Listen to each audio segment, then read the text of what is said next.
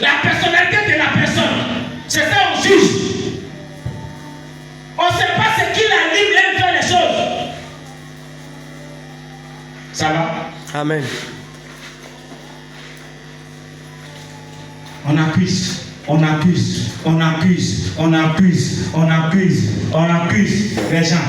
Pourquoi?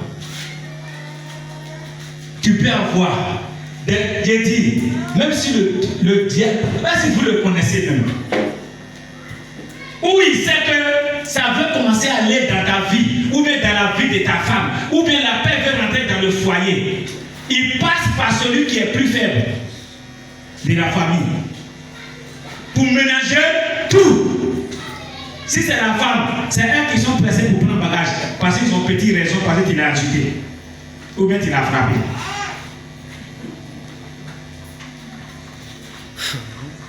Si c'est les hommes, lui il est patient, il cherche l'autre au dehors. D'ici tu as un contre les dames, voyez femme nouveau. S'il veut, il faut partir. Mais un chrétien, est-ce que c'est comme ça que Dieu nous a appelés? Non.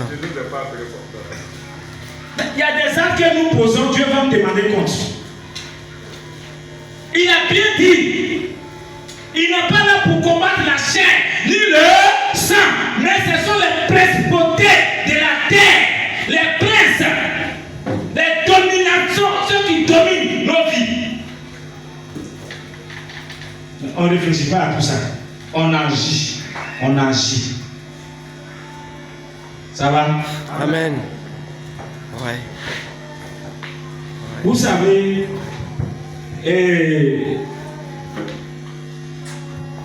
la parole de Dieu, si tu l'écoutes, que tu l'acceptes comme il se doit, ça sera difficile pour toi que même tes ennemis, qui appellent ennemis là, et tout le monde devient ton ami. Ça va? Amen. C'est pas, le combat ne t'appartient pas. Le combat, quand c'est compliqué, c'est pas à toi le combat appartient. Le combat appartient à ton Dieu. Le combat appartient à ton Dieu. Si tu veux la force changer, si tu as un ami aujourd'hui, lui tu vois son comportement n'est pas bon. Au commencement il était bon avec toi. Au commencement il faisait tout avec toi. Mais si son comportement change, c'est à toi maintenant de rentrer dans le bois sacré pour commencer à prier. Et quand il vient, tu lui commences à donner des conseils. Maintenant, s'il refuse, c'est pas à toi de le chasser, c'est ton Dieu qui vient le chasser.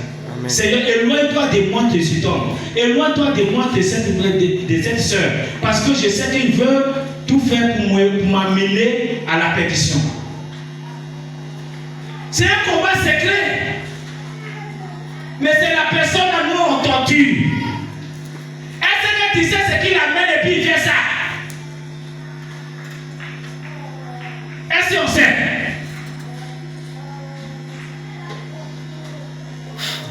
D'autres même si on veut déchirer tout paille là, si on a mis ciseaux, si ce n'est pas bien coupé, on s'en va maintenant, on s'en va dire à notre ami qui sont au dehors.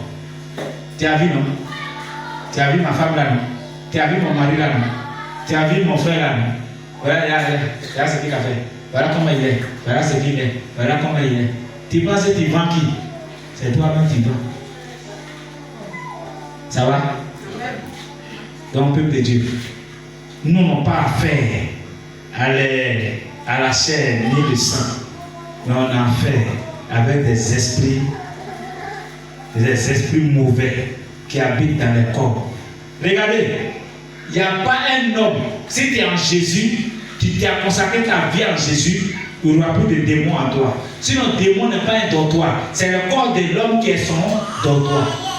Même ce qu'il mange là, c'est par l'homme, il passe et puis il mange. Les esprits mauvais. Si c'est un démon fumeur, tu vas voir que la personne fume, malgré tout ce qu'on dit. Si c'est un buveur, tu vas voir que c'est un esprit de la boisson qui est venu s'installer en lui. Si c'est un chercheur de femmes, c'est l'esprit, comme on appelle, mari de lui, qui est venu s'incarner en lui. Si c'est une femme, C'est une femme de lui, et si c'est un homme, c'est une femme de lui qui est venue t'incarner en lui. C'est pour cela qu'il cherche beaucoup de femmes. Mais si c'est une femme, et